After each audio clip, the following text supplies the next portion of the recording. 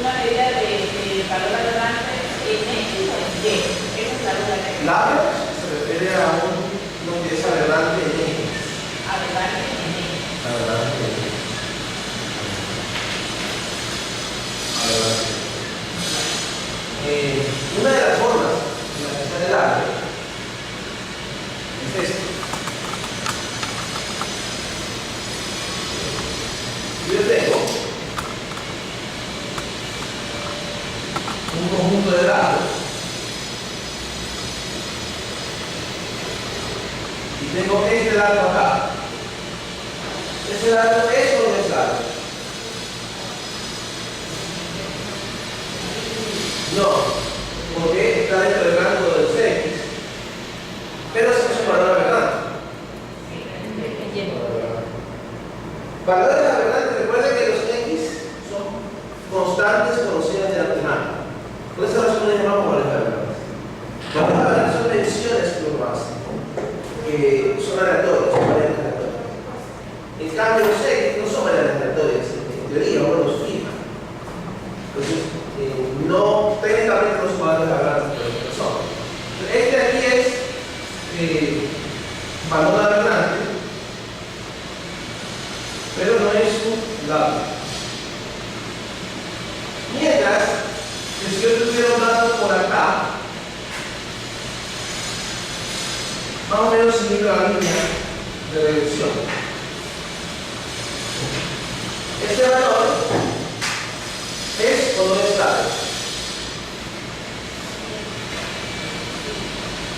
Tiene un X que está muy lejos del rango de los X. Este valor es un valor claro.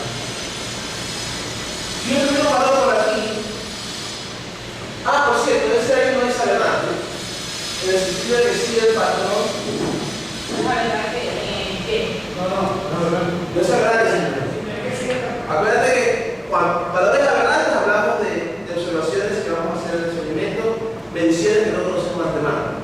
En variables aleatorias hablamos de valores aberrantes. Labras, en cambio, son constantes conocidas. X son constantes conocidas. Que yo conozco de antemano. O que yo fijo. ¿Sí?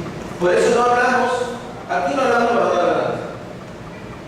Porque no es aberrante en Y. Pero sin labras, porque el X se le dijo lejos al Y. ¿Cuál es que es otra cosa? ¿Quedamos claros? Un ratito de día. Y documentar y aún por la Entonces, le vas a automatizar. más rápido. ¿Verdad? El rojo santo. El rojo es claves y también es aberrante.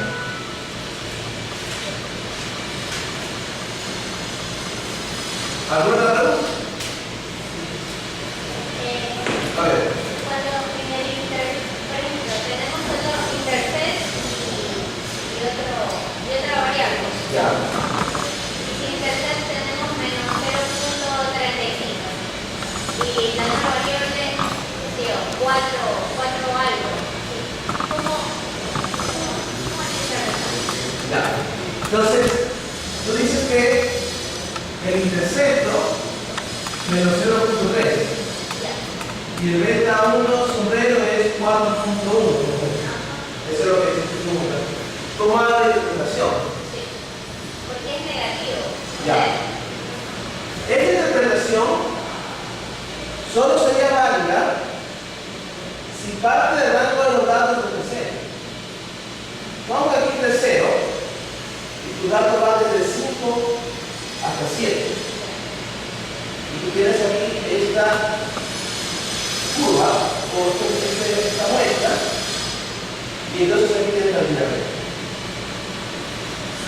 Es posible que si tú extrapolas esta línea hasta acá, aquí salga negativo y salga menos 0.3, que es el caso que tú has dicho. Pero el 0 no es parte del rango de los datos. Estos datos están tomados aquí de 5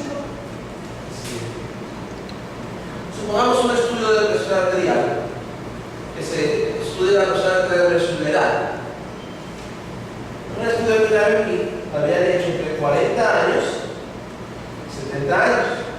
Y han visto que la presión arterial desde los 40 años va subiendo.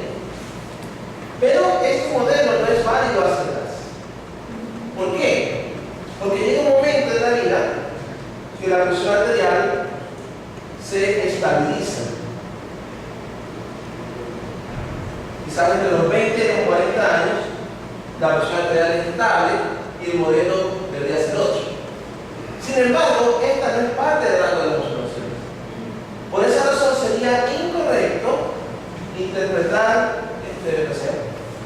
Porque este beta cero es el promedio de Y cuando X vale 0. ¿Qué hicimos o qué sugerimos allá por la primera o segunda clase? Cuando tengo este asunto de que tengo un parámetro fuera del intervalo de los datos, la sugerencia era central. No sé si tú recuerdas, tengo ahorita el modelo menos 0.3 más 4.1 X, ¿verdad? Entonces, una manera de centrar, ¿no?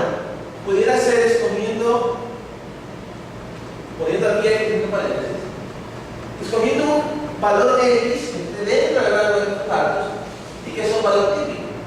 Puede ser la media de los X, o puede ser un valor que a mí me interesa. Pero a mí me interesa examinar el centro aquí 55 años. Entonces yo pudiera centrarme en 55. Entonces yo aquí le resto 55, le sumo 55, cosa que no afecta, ¿no? Y lo trabajo un poquito. Menos 0.3 más 4.1x menos 55 y más 4.1 por 55.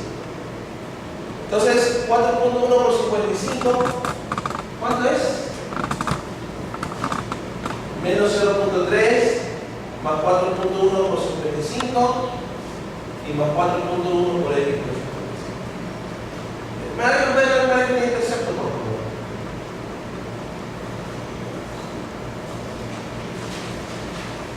Sí, 200 y algo. 214.7.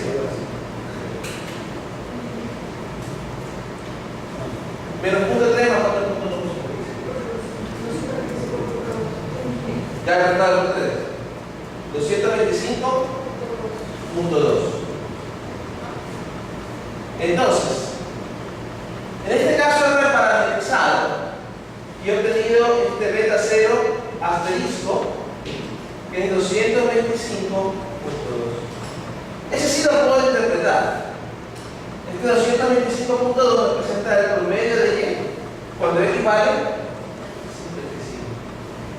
Pero si es algo que está fuera del intervalo de los datos, no lo puedo interpretar. Es simplemente una línea recta que la subo o la bajo. Pero la verdadera relación nunca la sabemos.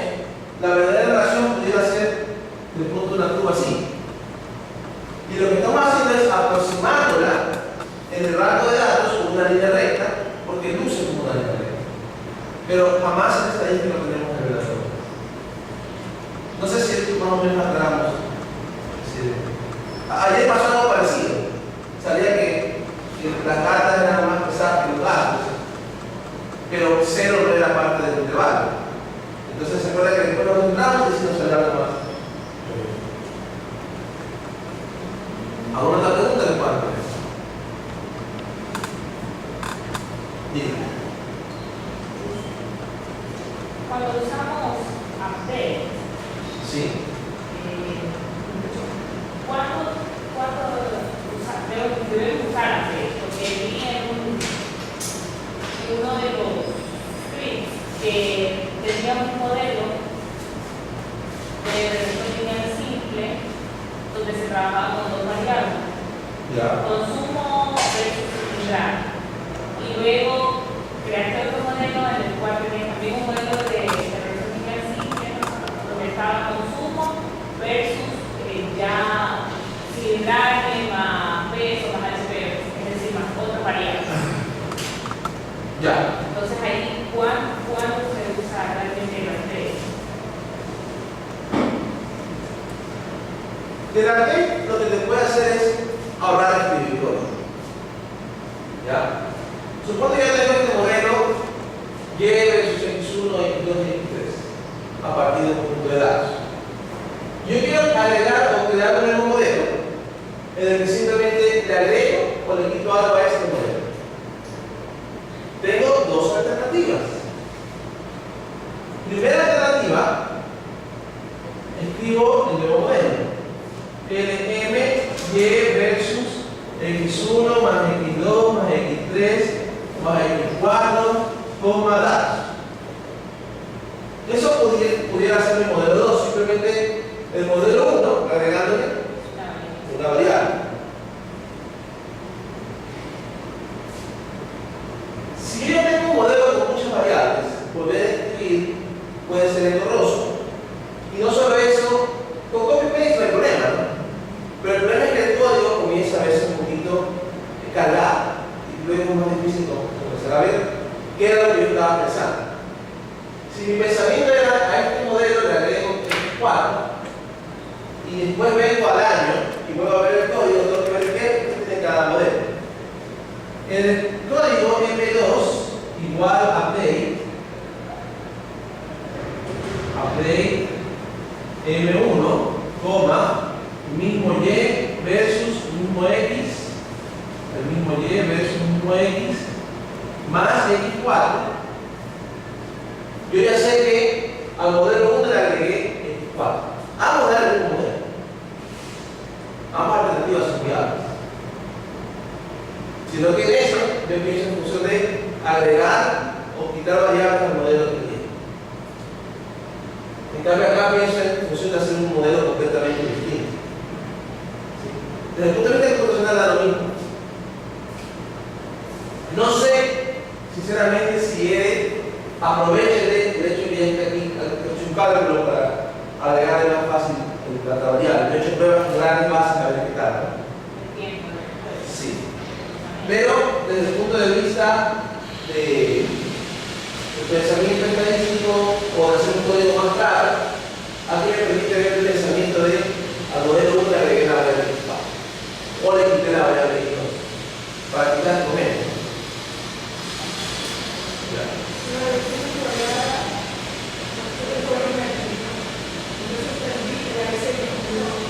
A ver, yo voy a aclarar una cosa. Esta regresión, todas las que hemos hecho aquí, es univariable, en el sentido de que siempre hay un solo Y. La regresión múltiple porque hay varios X. La regresión multivariada es porque hay varios Y, que no vamos a explicar.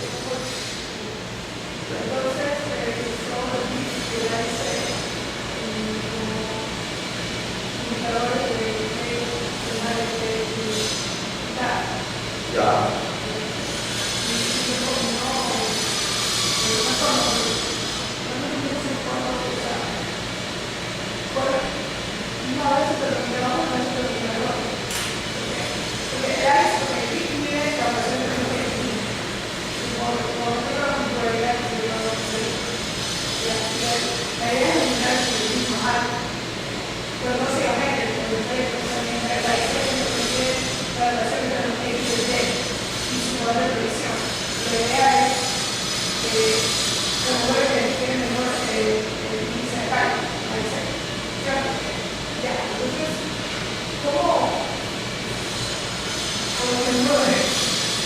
Ya. A ver.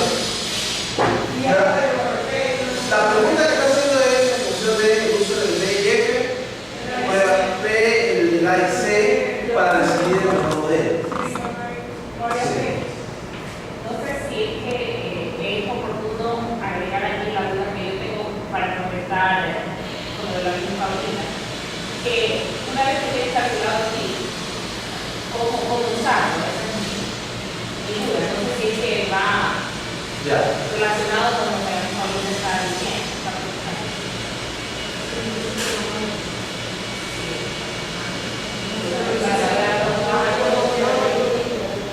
A ver.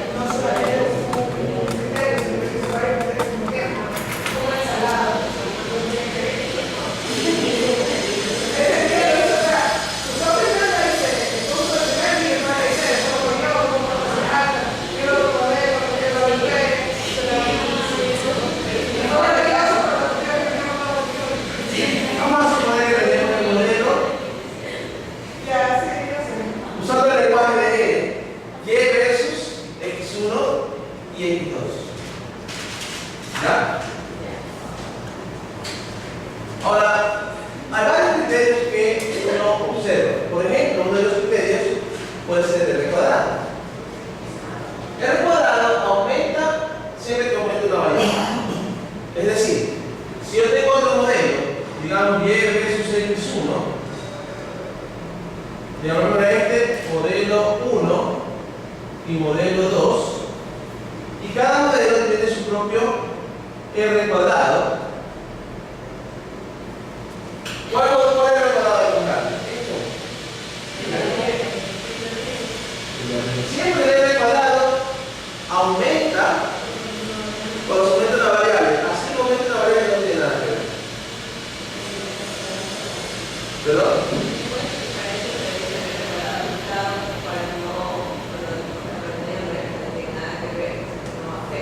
Exactamente. Pero el R cuadrado mutado es un R cuadrado generalizado por cuántas variables hay. No es un criterio perfecto, pero es un criterio. Ahora bien, es posible que la variable que yo aumente, si sea una variable que esté muy correlacionada con Y, y eso pudiera aumentar significativamente el R cuadrado. O sea, en un poquito se nos va a aumentarlo bastante. Pero también hay otra posibilidad, que X va a estar altamente correlacionado con y también esté altamente correlacionado con X. En ese caso no le va a aumentar mucho el recordado, va a aumentar bien un poquito. Entonces, analicemos esas tres posibilidades.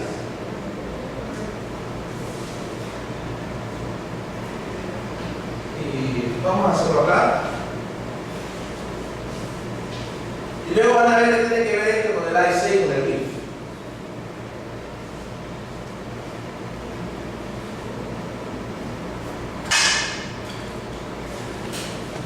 Tenemos el modelo Y versus X1, modelo que tiene su propio R cuadrado, su propio uso. R cuadrado indica que también predice Y, ¿verdad? O que tanta incertidumbre se reduce en Y al introducirlo.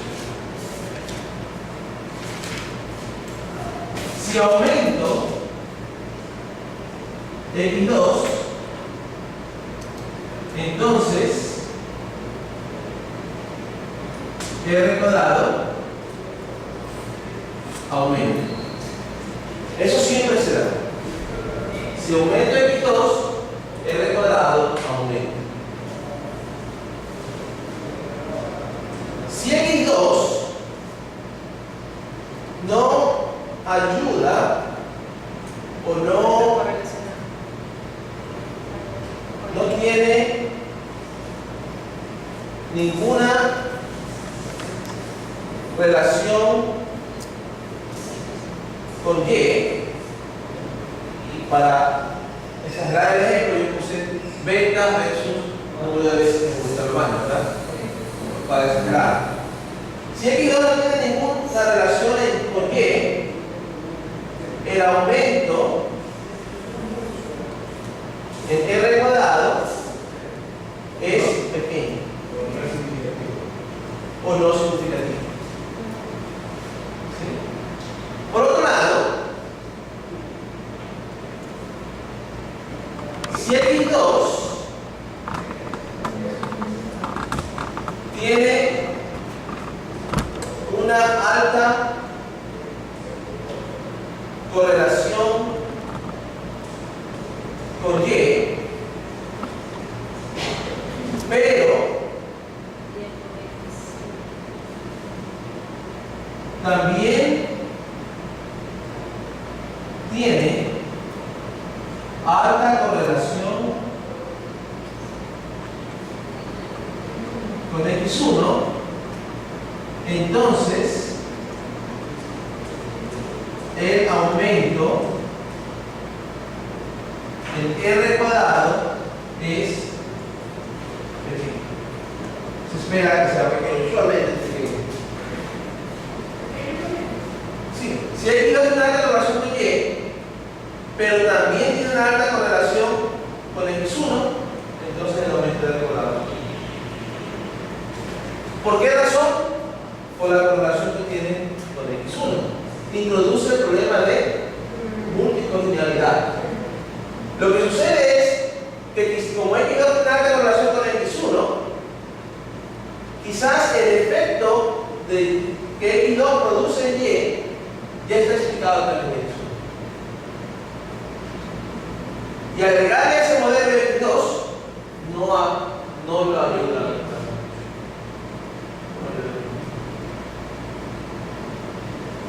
Hay R cuadrados parciales, que no les digo, pero les puedo mostrar ya mismo. ¿De qué se trata? ¿No? Lo último escenario,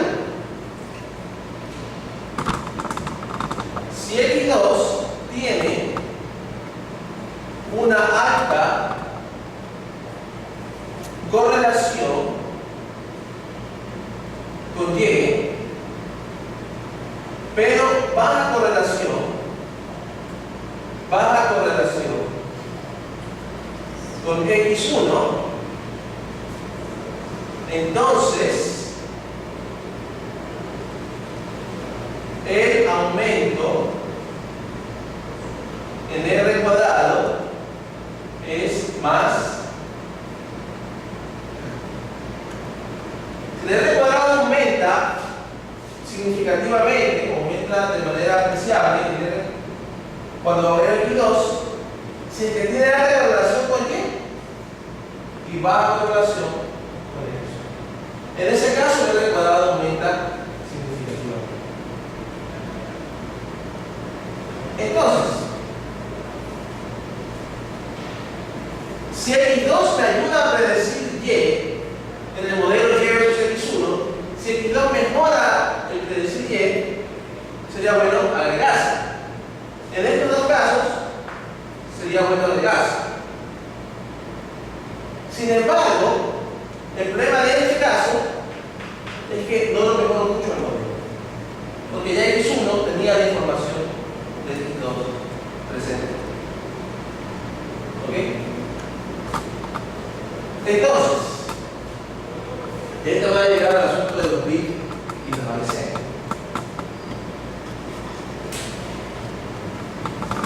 Cuando tengo este tipo de problema rojo que está aquí, tengo el problema llamado multicollinealidad. Aquí se presenta el problema llamado multicollinealidad, porque hay una correlación alta entre X1 y X2. ¿Qué puede pasar cuando hay multicollinealidad? Cuando hay multicollinealidad, la varianza de beta 1 sobre 0, la varianza de beta 2 sobre 0, se vuelve sigma cuadrado sobre Sn1 por BIF1. Acá se vuelve sigma cuadrado sobre S22 por BIF2. Este BIF se llama factor de inversión de la varianza. ¿Qué pudiera ocurrir en un caso así? Cuando yo hago, aquí tengo estos modelos malos. Vamos a hacerlo así. El modelo 1 sea solamente con X1 y que el modelo 2 sea X1 más X2. Y por si acaso vamos a llamarle al modelo 0, vamos a llamarle Y versus 1. ¿Qué es el modelo 0? El modelo 0 es un modelo que no tiene ningún X, solo tiene beta 0. Es decir, Y no varía con X, Y es constante. El promedio de Y no varía con X. Bien. Ahora, ¿qué pasaría si yo le hago un summary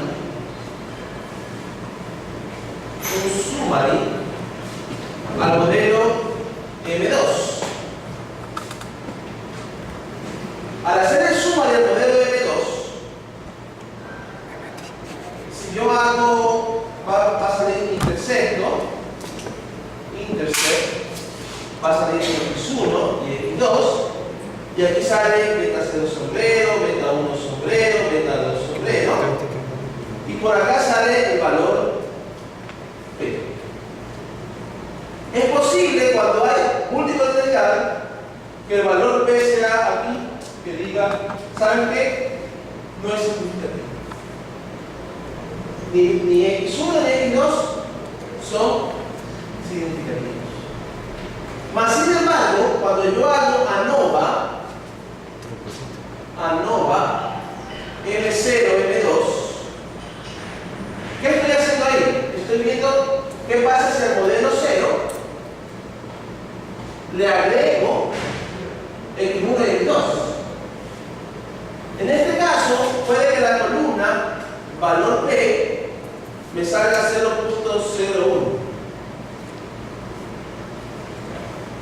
Según esto, ninguno de los dos es significativo. Más, según esta, uno de los dos tiene que ser distinto de 0.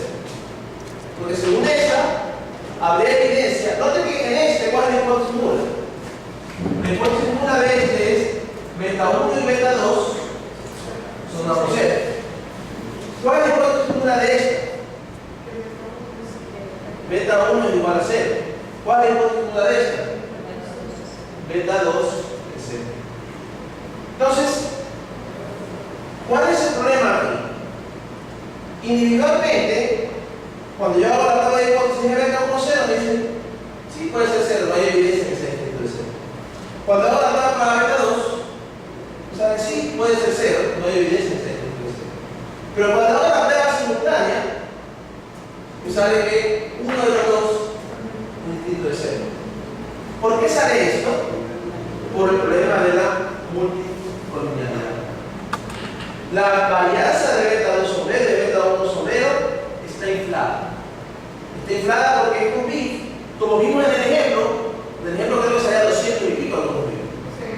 200 veces más la varianza de lo que sería un modelo de regresión lineal. Sí.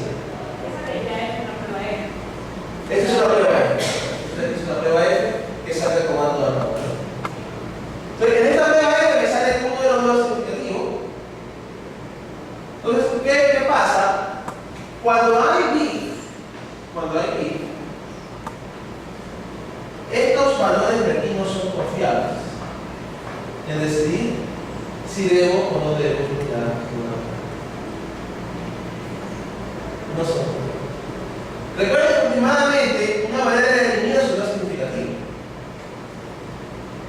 Es decir, antes de eliminarla, yo la eliminaría sin que el valor P alto. Una variable que tiene un valor P bajo es significativa. Esa no la debo eliminar porque esa sí ayuda a predecir Y. Pero aquí, usted viendo esto, ¿cuál es la idea? Las dos. Pero lo que estoy diciendo aquí es, si hay multicolumnialidad, eso no es confiable. Una pregunta. Sí. Cuando tiene, por ejemplo, el modelo solamente con una X, una Y, y sale significativa esa X. Entonces, pero no tengo ni nada para suceder eso, significa que hay conformidad de X. Sí. Otra pregunta. El PIB, yo me acuerdo que se me dio un PIB menos de 10, que era el central, y de Dije, hay autores que descubrieron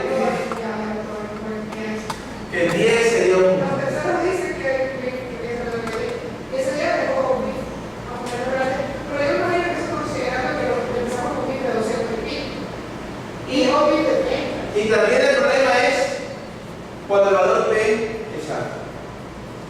Es decir, ¿Qué bueno que es?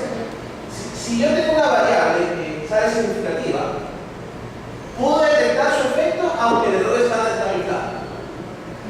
Entonces, si ya sale significativa, no me preocupa que el bit sea muy grande. El problema es una variable que no sea significativa y tenga su bit grande. Pero es significativo que valor P va a tener un A y C alto. Si es significativa del valor P, es decir, el valor P pequeño, el quitarla va a subir la IC. Ahora, el AIC es una medida que combina hasta cierto punto el R cuadrado con el número de parámetros, similar al R cuadrado ajustado, pero desarrollado de otra manera. Déjame explicar un poquito más sobre el AIC. El AIC se hacer estimación de modelos. Vamos a suponer que yo tengo dos ánforas, la ánfora A y la ánfora B. Yo aquí en esta ánfora A tengo 3 bolas rojas y una azul. Y en la ánfora B tengo 3 azules y una roja. Y yo tengo una observación, observo una bola azul y le digo a usted que estime de qué ánfora viene. ¿Puedo esa bola azul haber venido de cualquiera de las ánforas? Sí, ¿verdad? Puedo haber venido de A o de B. Pero si ahora ya le digo, ¿sabe qué? Tiene que decirme de cuál vino, porque su vida depende de él. Usted sería por la B, es más probable que haya venido de la B. Entonces, hay un tipo de estimación que se hace de esta manera, que se llama estimación de máxima verosimilitud. ¿Cuál es la estimación que hace mi observación más probable? Entonces, en este caso, en la B hay 0.75 de probabilidad de que salga A, 75%. Mientras que en la A hay 25% de probabilidad de que salga A. Entonces, en estimación de máxima verosimilitud, el coeficiente de beta 0 sombrero, beta 1 sombrero, beta 2 sombrero, es el que hace más probable lo que hay que observar. Maximiza su probabilidad. Ahora, esa probabilidad maximizada se llama verosimilitud. Es la probabilidad. Y esa probabilidad calculamos el logaritmo. Y este L le llamamos el logaritmo de la verosimilitud. Cuando L es más alto, quiere decir que hay mejor ajuste. De hecho, L es más alto también implica R cuadrado más alto. Y L es más bajo implica R cuadrado más bajo. Entonces, L es una medida de ajuste. Entre más alto L, quiere decir que el coeficiente hace la probabilidad de que más alto. Este se llama el logaritmo de la velocidad. ¿Qué es lo que hace el A y C?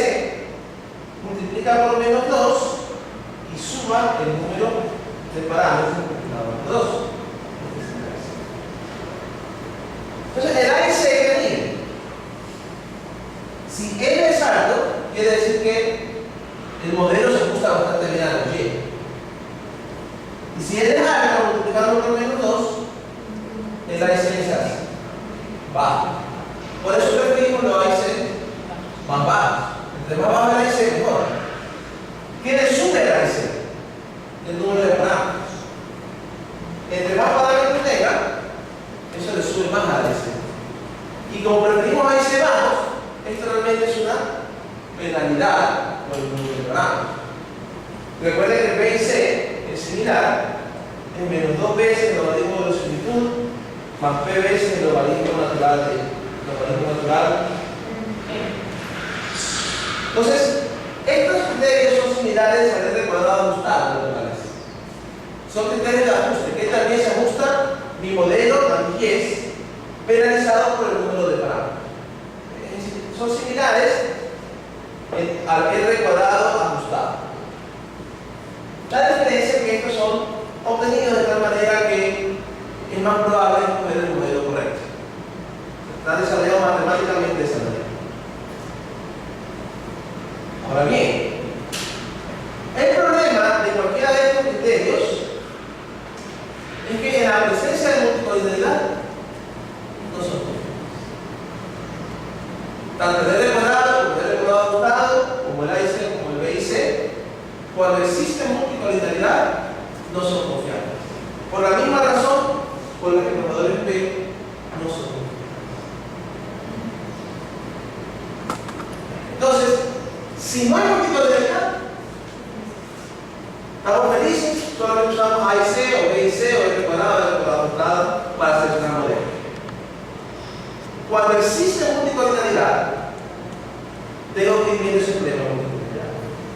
Si a mí me sale, por ejemplo, que el valor P de este es 0.71, pero tiene un BIF de 200, quiere decir que el error de estimación de esta se infló, o la varianza de estimación se infló en 200. cual es bastante, y los ejemplos que hicimos nos salieron de este. Entonces, es posible que alguno de los X que está presente en el modelo estén causando este deterioro. Recuerden que el B y F es igual.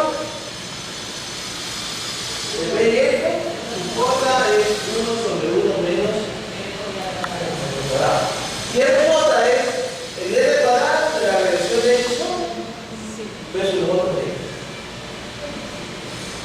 El B y F es alto cuando el RJ es cercano a 1. Es 1 es infinito, ¿no? Entonces, si es que una variable tiene B y F alto, quiere decir que alguno de los X ayuda a predecir bien ese. Y quizás mi conclusión a la que yo llego de que esa variable es no significativa o que al quitarla bajo la IC, posiblemente no sea confiable porque tiene disponibilidad, se puede predecir bastante. ¿Qué es lo que tratamos de hacer con el B y F? Tratamos de ver qué X está altamente correlacionado con X y Y. Y tratamos de eliminar esos X a veces que mi conclusión sigue siendo que deba de poder. Y eso fue lo que hicimos. ¿Se acuerdan que había unas variables que no eran muy significativas, pero aumentaban el B y F de otras? Y que cuando sacaban esas, la una que me acabó después de ser significativa, en el ejemplo que hicimos. Entonces, ese es el asunto. Cuando hay multiplicidad, nos fijamos en aquellas variables que tienen alta multiplicidad y sabemos que ahí, para ese, el A y C o el valor B no tiene un valor confiable. Hay que ver qué otras variables pueden tener alta correlación para ver si esas variables son el A y C, el R cuadrado es ajuste en Y. ¿Qué tal bien te digo Y? BIF es qué tanta correlación hay entre los X. Y qué tan confiables son las inferencias acerca de los partículas. Cuando hay multiplicidad tengo que ver obligatoriamente el BIF. Ahora, si una variable tiene BIF de 200 y aún así me sale que es significativa, no hay problema. ¿En qué sentido? A pesar de tener un B y F de 200, un resultado grande, aún así he logrado detectar que tiene una influencia en Y. Ese no es el problema. ¿Se acuerdan que en el modelo final dejamos unos B y F altos? Pero sí me preocupaban algunas que eran 200 y que al hacer gráficos con Y se acuerdan que salía que sí estaban altamente correlacionadas, que eran importantes. Pero no se necesita.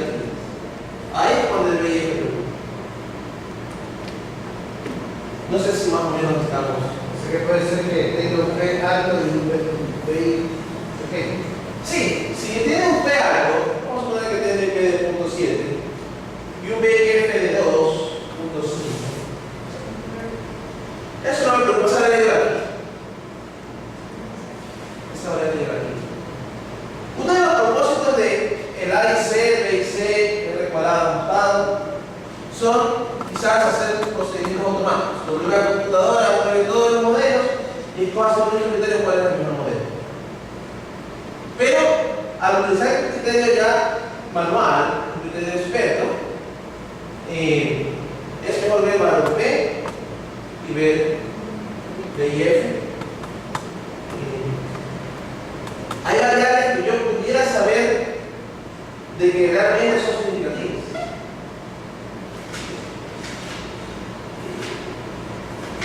Recuerde que todos estos modelos, ¿qué suponen? En todos estos modelos, el supuesto es, aquí está Y X1 tiene un efecto en Y X2 tiene un efecto en Y X3 tiene un efecto en Y. Esta es la relación causa y efecto. Pero ¿se acuerdan del problema del consumo? El consumo estaba dado por el peso, que se acuerdan que era la variable principal. Y nosotros lo hicimos agregar otras cosas, como por ejemplo cilindraje. Y aunque el cilindraje afecta el consumo, no es verdad que al a los carros más pesados se les pone más cilindros para que tengan más fuerza. Y quizás los caballos de fuerza se aumentan con el central. Y esto también afecta el consumo. El problema es que hay una relación, tanto el central como el caballo de fuerza dependen del peso. Es decir, a mayor peso, más cilindros, a mayor cilindros, más el caballo de fuerza. Las tres cosas afectan el consumo, pero el peso también afecta acá. El modelo de relación no puede entrar acá. El modelo de relación no supone que hay relación entre ellos, supone que simplemente las tres afectan de manera independiente a mi consumo. Pero en la vida real no es así. En la vida real, de esta variable afecta a aquí y esta afecta a aquí. ¿Sí? Entonces, el BIF es simplemente un criterio para saber si hay o no hay multicollinealidad a la hora de decidir quitar o no quitar una variable.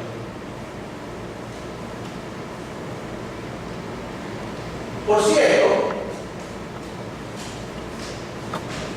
cuando no hay multicollinealidad, al quitar una variable que no es significativa, el AIC se va a pasar. Cuando hay multicollinealidad, a veces se le quita una y el AIC lo baja mucho, baja o baja. Entonces, cuando hay multicollinealidad es menos claro cuál es el que se mueve. Y entonces entran los principios de la ciencia particular. Si fuera la ciencia biológica, yo sé que este de aquí realmente debe afectar y el de acá no mucho, entonces no lo dejo este. Por este caso, utilizando física, ¿saben qué? El peso es la más importante. Porque el peso es lo que realmente hace lo que más afecta el consumo, entonces tenemos peso. ¿Verdad? Y como esta produce la de acá, pero la de acá es más medidor, después te quito esta y no de acá. Entonces, tiene que usarse ya el criterio técnico, el criterio de experto. No sé si esto más o menos aclara el asunto del BIF, la IC. Usted sigue, ¿verdad? Más o menos. Edita. Quiere decir que si en este caso el valor real no es significativo y vivir en que diga alto, un perro de clase de 200, aquí yo decido si quito o quito esa variable. El BIF de 200 y el valor P no es significativo, o sea, 0.7. Ahí no decido todavía desencajar por aquí. ¿Por qué razón? Pueden haber otros X que estén haciendo que no sea significativo. Supongamos, pudiera haber un X3, beta 3 obrero, que sea 0.8, ¿verdad? Es posible que este X que está aquí haga que este valor sea alto. ¿Ok? X3 es un nombre de colectivo. Si a lo mejor al quitar X3 es posible que el BIF pase de 200 a 70 o a 30 y eso pasó no podía tener. Entonces, y al bajar el BIF es posible que esta se haga significativa. Ahora, si aún después de quitar alguna variable que está altamente relacionada con el X2, esta sigue siendo no significativa, la quita. Pero si luego de eliminar algunas variables que son buenas predictoras de X2, la de acá se hace significativa. Claro. O sea, el problema es que este valor P no es confiable en la presencia de la multiplicidad. ¿Por qué no es confiable? Porque este valor P se basa en el valor T. Y el valor T era el beta 2 obrero dividido por la sobrero estándar. Pero como sobrero estándar está inflado, este valor T sale más bajito de lo que debería ser. Recuerda que el valor T pequeñito quiere decir que no hay evidencia que sea difícil de cero. Valor T grande, mayor que 2, ya hay evidencia de que esta puede ser significativa. Y valor T grande hace que el valor T sea pequeño. Pero este se ve afectado por este BIF forma parte del denominador del BIF, la raíz del BIF. Y le hace, si el denominador razonable es pequeño y afecta la diferencia.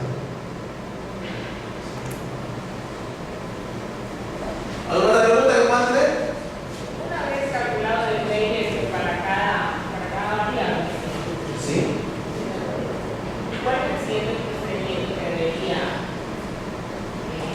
hacer. Por eso tenías en uno de los ejemplos, estaba el del cilindraje, era 8, el de WT4, HP5 y así. Hasta ahí que no sé. Luego de eso, ¿qué decidí? ¿Ya? ¿Qué le parece ese módulo? ¿Está bien?